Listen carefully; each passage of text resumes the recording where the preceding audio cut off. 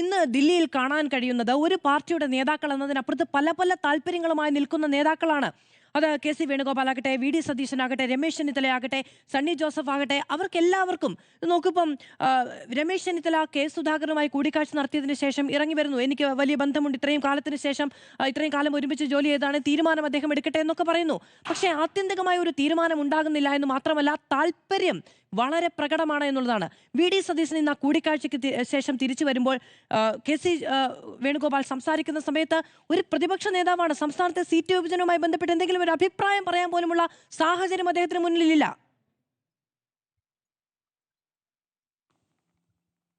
നോക്കൂ ഷാനി, നോക്കൂ മധു, ഞാൻ 1998 മുതൽ 2001 വരെയുള്ള തെരഞ്ഞെടുപ്പുകൾ, കേരളത്തിൽ നടന്ന എല്ലാ തെരഞ്ഞെടുപ്പുകളിലും, അത് ലോക്സഭയായാലും നിയമസഭ തെരഞ്ഞെടുപ്പിലായാലും ഡൽഹിയിൽ കോൺഗ്രസ് സ്ഥാനാർത്ഥി ചർച്ചകൾ നേരിട്ട് കണ്ട ഒരു വ്യക്തിയാണ്. അന്ന് തൊട്ട് ഇന്ന് വരെയും നടക്കുന്നത് ഒരേ കാര്യം തന്നെയാണ്.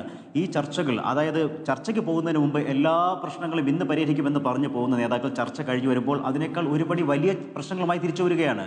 ഈ പറയുന്ന സമ്മർദ്ദങ്ങൾ, ആ സമ്മർദ്ദങ്ങൾ അതിജീവിക്കാൻ കഴിയാത്ത പ്രതിസന്ധി, ഇതെല്ലാം ഇത് ഇപ്പോൾ മാത്രമല്ല, എല്ലാ കാലത്തും കോൺഗ്രസിൻ്റെ സ്ഥാനാർത്ഥിയുടെ ചർച്ചകളിൽ എല്ലാ കാലത്തും ഇങ്ങനെ തന്നെയായിരുന്നു. ഇതിനൊക്കെ ഞാൻ സാക്ഷ്യം വഹിച്ചിട്ടുള്ള വ്യക്തി കൂടിയാണെന്ന് കൂടി ഞാൻ ഇവിടെ പറഞ്ഞു വെക്കുന്നു. ഇത്തവണത്തെ പ്രശ്നം, ഈ പറയുന്ന 10 വർഷം പ്രതിപക്ഷത്തിരുന്ന ശേഷം വന്ന തെരഞ്ഞെടുപ്പ്, ആ തെരഞ്ഞെടുപ്പിൽ ഏത് കാരണവശാലും ജയിക്കണം എന്നുള്ള വലിയ ഒരു വെല്ലുവിളി മുന്നിൽ നിൽക്കുന്ന സമയത്ത്, അത് മാത്രവുമല്ല തെരഞ്ഞെടുപ്പ് പ്രഖ്യാപിച്ചു കഴിഞ്ഞപ്പോൾ ഉണ്ടായൊരു പ്രതിസന്ധി, ഇത്ര ദിവസമാണ് പ്രചാരണത്തിന് കിട്ടുക എന്നുള്ള ഒരു പ്രശ്നം കൂടിയുണ്ട്. 23 ദിവസമാണ് നാളെ കഴിഞ്ഞാൽ അങ്ങോട്ട് കിട്ടാൻ പോകുന്നത്.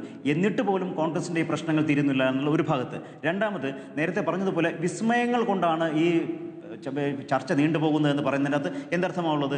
ഇപ്പോൾ അമ്പലപ്പുഴ ജി സുധാകരൻ വരുമെന്നും സുധാകരൻ്റെ സ്ഥാനാർത്ഥിയാകുമെന്നും എത്രയോ നാൾ മുമ്പ് നമ്മൾ കേട്ടു തുടങ്ങിയതാണ്. ചില ചർച്ചകൾ കേന്ദ്ര നേതാക്കൾ തന്നെ വന്ന് നടത്തിയതല്ലേ കോൺഗ്രസിൻ്റെ.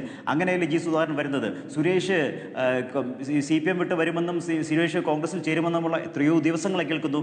ഈ സ്ഥാനാർത്ഥികളെ ഈ മണ്ഡലങ്ങളിൽ ഇവർ വന്നതുകൊണ്ട് വേഗത്തിൽ കോൺഗ്രസിന് സ്ഥാനാർത്ഥികളെ തീരുമാനിക്കാനായി എന്നൊരു വലിയ സഹായമാണ് ഈ വിസ്മയങ്ങൾ ഇവർക്ക് ചെയ്തു കൊടുത്തതെന്നുള്ള ഒരു കാര്യം. രണ്ട്, ഇപ്പോൾ PK ശശിയുടെ കാര്യം പറഞ്ഞു. PK ശശിയെ കോൺഗ്രസിൽ സ്ഥാനാർത്ഥിയാക്കാൻ തീരുമാനിച്ചു കഴിഞ്ഞാൽ എൽദോസ് കുന്നപ്പള്ളിയെ പെരുമ്പാവൂരിൽ നിന്നും മാറ്റി നിർത്താനുള്ള തീരുമാനത്തിൽ എന്ത് ന്യായീകരണം പറയും?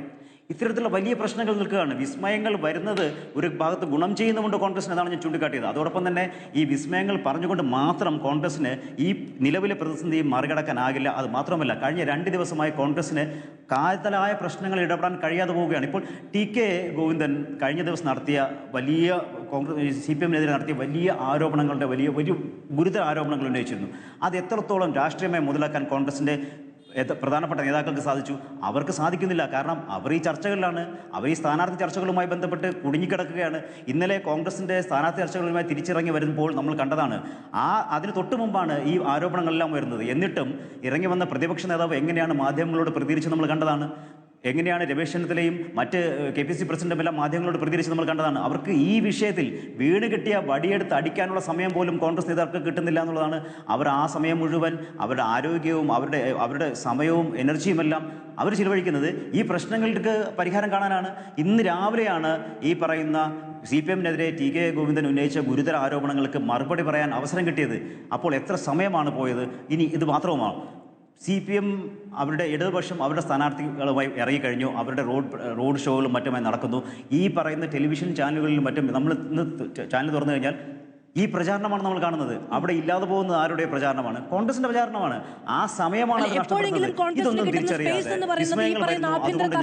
ബന്ധപ്പെട്ടതാണ്. അങ്ങനെ നഷ്ടപ്പെടുകയാണ് അവർക്ക്. ഈ കോൺഗ്രസിന് നഷ്ടപ്പെടുകയും ചെയ്യുന്നുണ്ട്. ഈ കിട്ടുന്ന ആയുധം എടുത്ത് ഉപയോഗിക്കാൻ പറ്റുന്നില്ല എന്ന് മാത്രമല്ല, അവർക്ക് അവരുടെ സ്ഥാനാർത്ഥികൾ, ഇനി ഇതെല്ലാം പോട്ടെ, ഇപ്പോൾ കോൺഗ്രസിൻ്റെ സ്ഥാനാർത്ഥി പട്ടിക വരുമ്പോൾ എങ്ങനെ പോയാലും ഒരു 20% യുവാക്കൾ ഉണ്ടാകുമെന്ന് പ്രതീക്ഷിക്കാം. ഈ യുവാക്കൾ ഇറങ്ങി ചെല്ലുന്നത് CPM-ന്റെ സിറ്റിംഗ് MLA-മാരോട് മത്സരിക്കാനാണ്.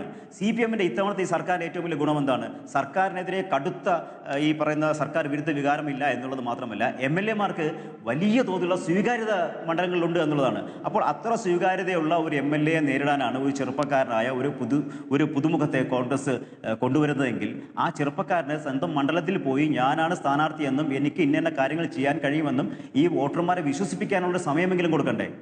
20, 22, 20 ദിവസം കൊണ്ട് എങ്ങനെയാണ് ഈ ചെറുപ്പക്കാരൻ പോയി ഈ പറയുന്ന വലിയ സ്വീകാര്യതയോടെ നിൽക്കുന്ന ഒരു CPM-ൻ്റെയോ ഇടതുപക്ഷത്തിൻ്റെ സ്ഥാനാർത്ഥിയെ മറികടന്ന് അവന് ആ മണ്ഡലത്തിൽ അവന് പ്രതിഷ്ഠിക്കാൻ സാധിക്കുക? ഇതിനൊക്കെ സമയം വേണ്ടേ? അത്രയ്ക്കുള്ള സമയമുണ്ടോ? ഇതെങ്കിലും തിരിച്ചറിഞ്ഞുള്ള സ്ഥാനാർത്ഥി ചർച്ചകൾ നടത്തണ്ടേ കോൺഗ്രസ്? ശരി, ഓക്കെ.